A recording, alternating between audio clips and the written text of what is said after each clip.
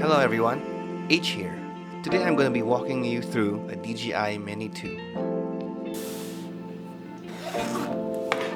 Now this nifty little bag comes with the drone, a controller, and you're going to see a battery pack with 3 batteries.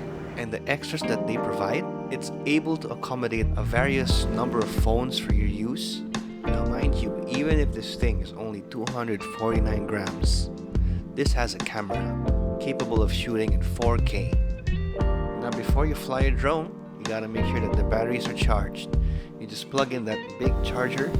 It charges all 3 batteries, and not only that, it also works as a power bank, which is amazing because you can also charge the controller of the drone while you're flying it. So to use this drone, all you gotta do is pop in the batteries, pop in the card, and then on the controller you're gonna see this like a little hook you pull out, you put your phone, and then you connect the cable, which you can change depending on the phone you're using.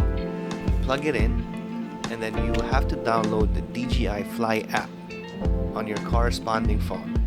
And then with that, all you have to do is set it up and you should be good to go. Now here are a couple flights I did just to test out the drone. Enjoy.